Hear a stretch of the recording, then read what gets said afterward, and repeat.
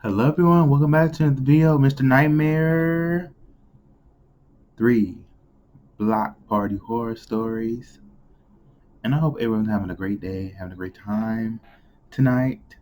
Sleep well, sleep peacefully, because I will be uploading this tonight afterwards. I say about, most likely 12. Just creep on. So, sit back, relax, and let's get into it.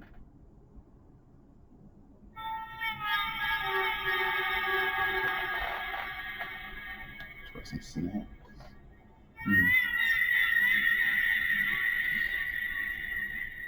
I live on Long Island, New York.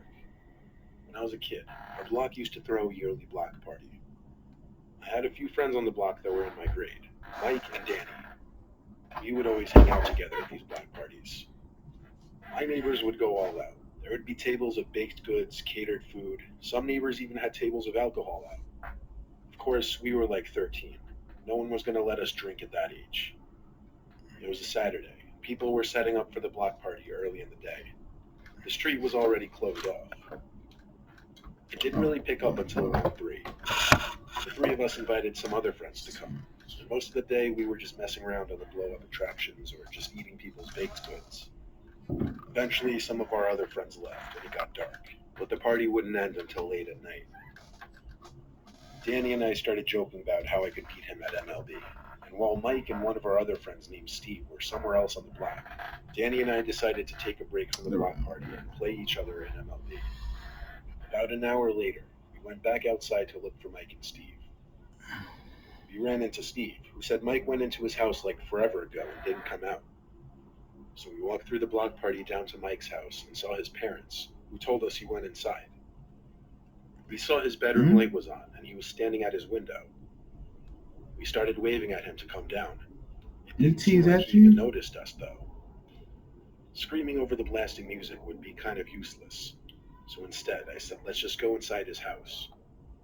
We walked over to the stoop and tried the door, but it was locked. So we went around back to try the back door. This one was actually unlocked, so we let ourselves in to find Mike and tell him to come back outside. Oh.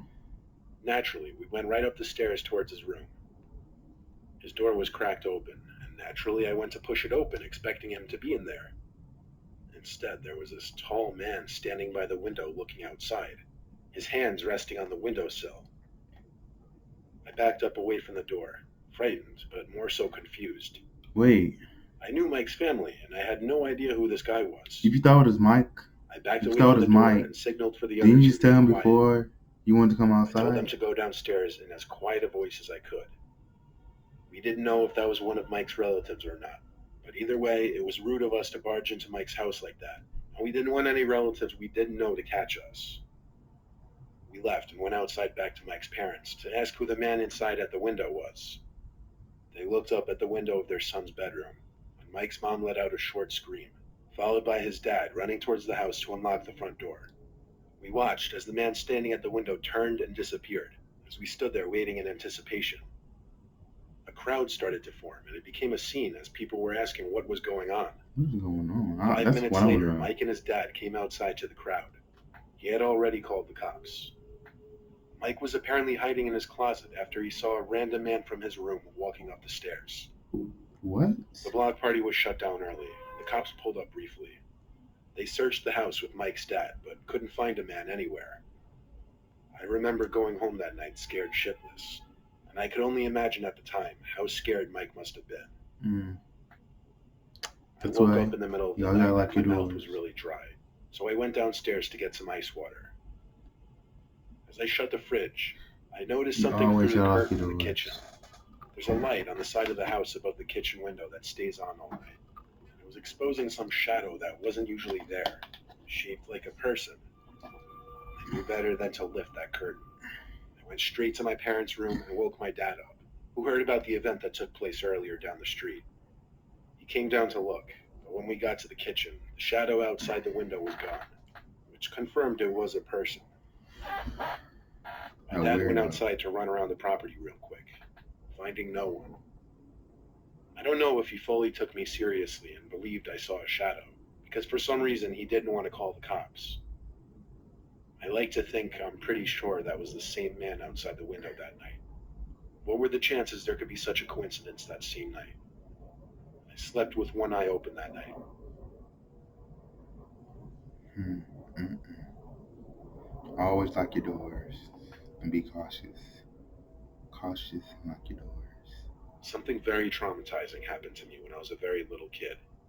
I was like 5 or 6. A nearby street was having a block party, which is basically just where a block is closed off to traffic and all the neighbors on the street chip in for food and activities. My older brother, who was like 11 or 12, took me with him to this block party. It was a weekend, so our parents were a little more lenient with the curfew.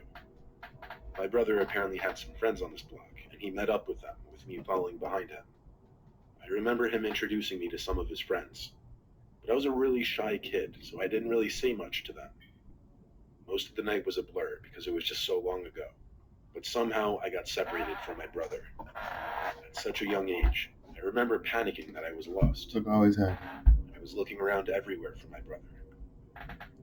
Eventually, I bumped into some tall old man, and he knelt down and asked me something along the lines of, "Where was my family?" Uh-oh. Then he said he didn't recognize me from the street. I told him I was there with my brother, but I lost him.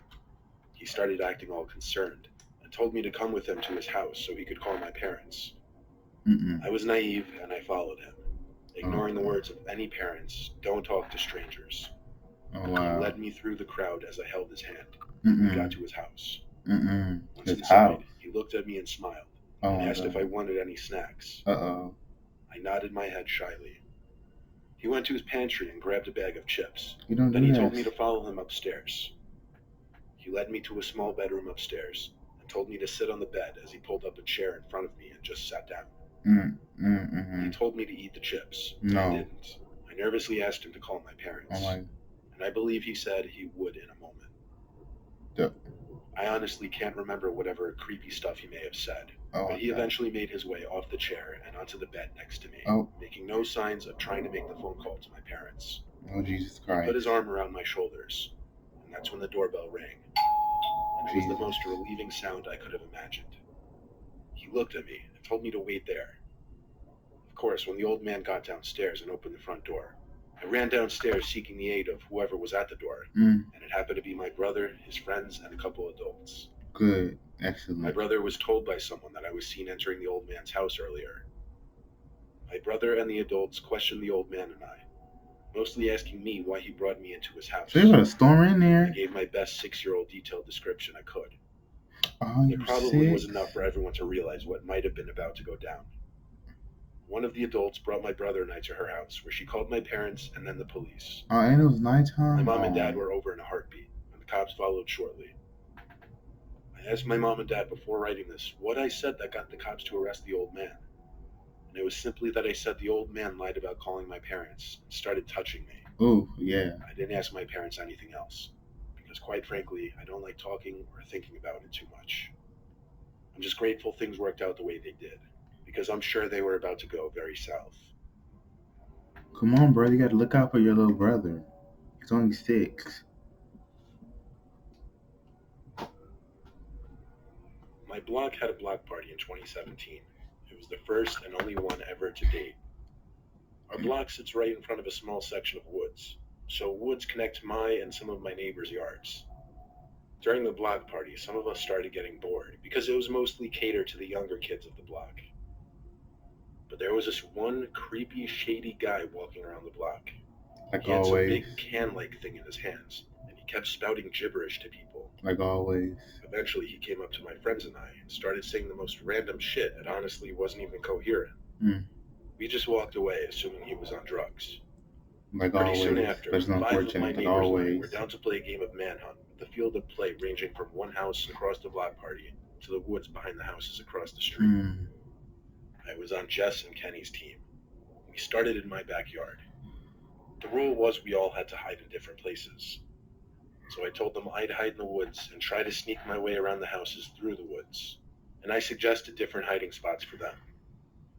I waited in the woods for a while, expecting to see someone from the other team enter my backyard. Eventually, one of them snuck into the yard, and that's when I thought it was safe to start migrating. As I moved along, I started noticing some paint-like marks on a bunch of trees. They appeared to be big red X's, and in that immediate area, just about every big tree had an X painted on it.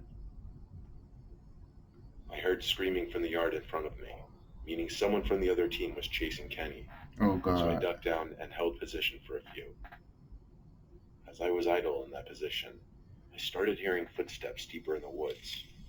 Then I heard a spraying-like sound, but the noise stopped before I could even turn around. I realized there was someone standing over there, deeper in the woods. The lights from the nearby houses was just enough to see him. He was looking at me. Apparently he stopped what he was doing when he spotted me. He started walking over to me, and I realized when he got closer that it was that creepy, crazy-seeming dude from earlier. Hmm. Suddenly that can in his hand made sense. When he was like 10 feet away, he started speaking. He kept saying, X marks the spot, X marks the spot.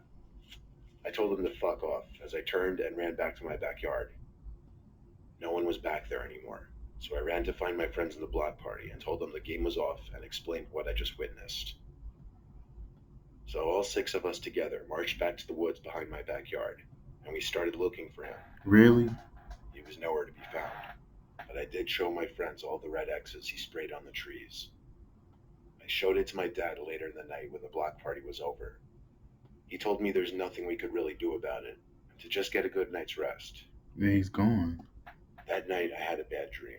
Oh, she was It not was over. about that creepy man from the woods. Uh-oh. In this dream, he would just keep chasing me through the woods as I heard his creepy voice saying X marks the spot. Then I would hear him spraying his can of spray paint. And that's when I woke up, in my pitch black room. I looked at the clock, and it was only like 1 or 2 in the morning. Then, on the other side of my window, right above my bed, Oh, there was excuse someone me. talking. My whole body jumped. I looked out the window, Mm. and there was a big red X painted right in the center of it. Oh my. Behind that was the crazy man with the can. Though muffled, I heard him say X marks the spot over and over, and he stood there looking down at me in my bed.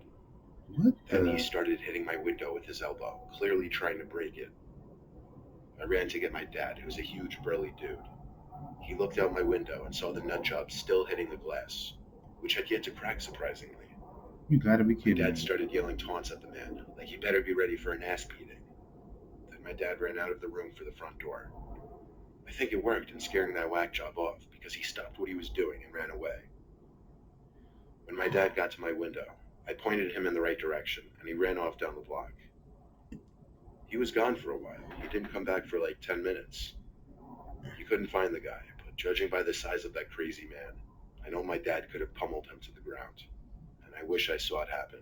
Woo-woo. The story doesn't end there, however. The Uh-oh. reason I decided to tell this story now in 2019 is because just a few days ago, there was a big red X drawn on our front door, as well as a bunch of trees in the woods in our backyard. Again? 2 nights ago, I even heard footsteps passing my bedroom window at some odd hour in the night. We don't have cameras, but my dad is thinking about installing some now.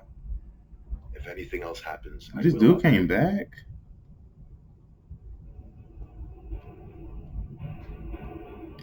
You first of all, you'll come back. You must really, really want it. You must really want to get murdered. You have no idea. Next time, get your gun ready, knife, dogs, all the dangerous stuff. The first one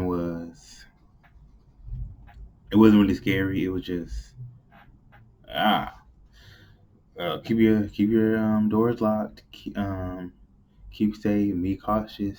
Second one, come on, brother. You gotta keep your brother safe. If you know you're gonna be together, you gotta either hold his hand or make sure he's in sight somewhere.